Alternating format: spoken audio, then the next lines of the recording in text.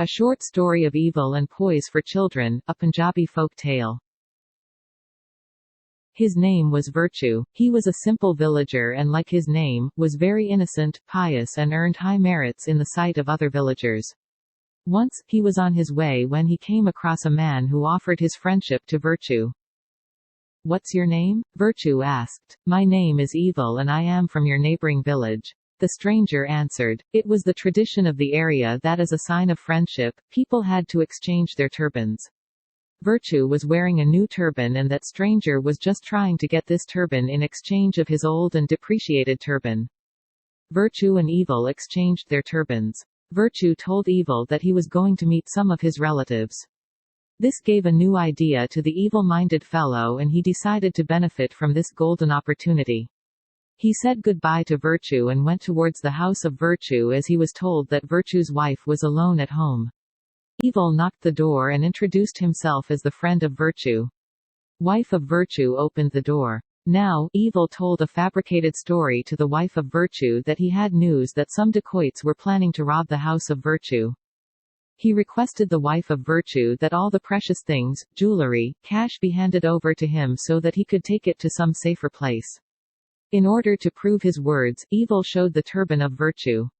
Wife of the Virtue believed the Evil and handed over him all the precious things and Evil slinked away after getting all the wealth of Virtue. Evil was carrying all the things of Virtue in a bundle on his head when he again encountered Virtue. Evil had no opportunity to escape. Suddenly, Evil got a sight of a well near to him. This gave Evil an idea to get rid of Virtue. He placed the bundle of belongings of Virtue aside and took him near to the well and asked him to fetch some water out of the well. As soon as Virtue bent down to see into the well, Evil gave a hard push and Virtue landed into the well. Evil believed that the Virtue would have died. Now, Evil had all the time in the world to escape and to enjoy the looted money. The well was fortunately dry. Virtue received minor injuries as he fell down in the well. There was no way out, so he waited till it was night. While Virtue was sitting in the corner of the well, to his utter surprise, after some intervals a pigeon, a king cobra and a monster jinn arrived in the well. However, the presence of Virtue went unnoticed. Now, they started a conversation. Pigeon said, "I know a place, soil of which has a very unique quality. If the soil of that place is inserted into the eyes of a blind by birth, his sight would be restored and he will see like a common man, but this secret is not known to anyone." Monster Jinn said, "My brother has occupied the body of the princess and is now enjoying the bounties of the whole kingdom. All efforts of the king to get rid of him have failed.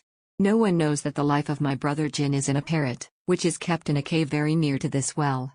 If someone kills that parrot, my brother will automatically be killed. But this is a secret and nobody is aware of it." King Cobra said, "My brother is the richest in the world. He is living in a cave which is full of treasure of gold, diamonds and coins.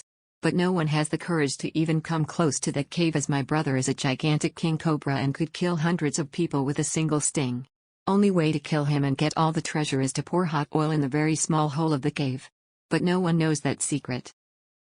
After this little conversation all three went to their destinations and now Virtue was again alone in the well.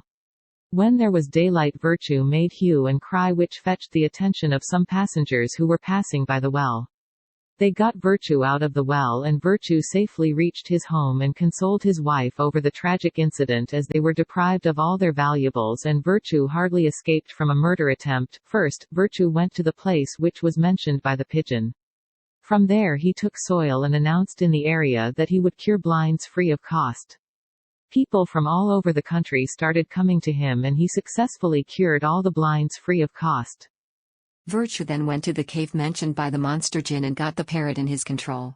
Thereafter he went to the palace of the king and offered the services to get rid of that monster jinni that had occupied the body of princess. He was allowed to cure the princess. Virtue went into the palace and in front of the princess killed the parrot. As soon as the parrot was killed, the jinn also died. Now the princess was free. King not only offered him the high rank in his court but also married his daughter with Virtue. Virtue and his 2 wives started living in the kingdom peacefully and happily.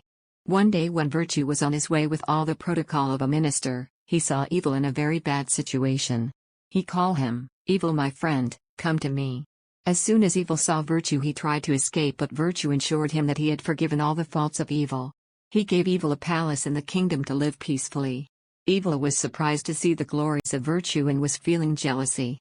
Slowly and steadily, Evil also got access to the court of the king, and one day, he found the opportunity and said, "I am happy that you have rewarded virtue with wealth and respect, but it is not understandable how dare you marry your daughter with virtue, as he is a cobbler by caste.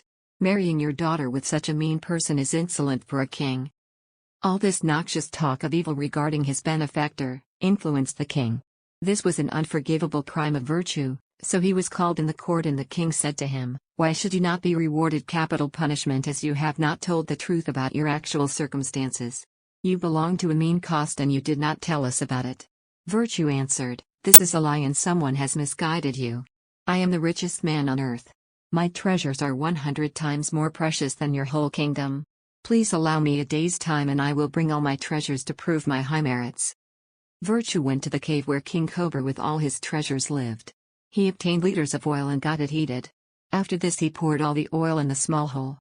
This whole process burnt the King Cobra, and now all the treasures in the cave were the belongings of Virtue. Virtue took all the treasure to the king to prove his worth in the kingdom. King was very embarrassed and apologized Virtue for all this misunderstanding. Again the Evil sought forgiveness from Virtue, which he granted. The Evil asked the Virtue how all this happened. Virtue told him all the stories he listened from the pigeon, King Cobra, and Monster Jinn. Monster Jinn said, "Today I am very sad. My brother was murdered. But nobody knew how it could be possible to kill him." King Cobra said, "My brother is also killed by some brave man, but nobody knew how my brother could be killed." After some conversation there was a consensus among all three that someone was listening to their conversation. So they started searching and soon found Evil there. Evil raised hue and cry, but of no avail. There was no one to save his life. Monster Jinn killed him in a cold-blooded manner.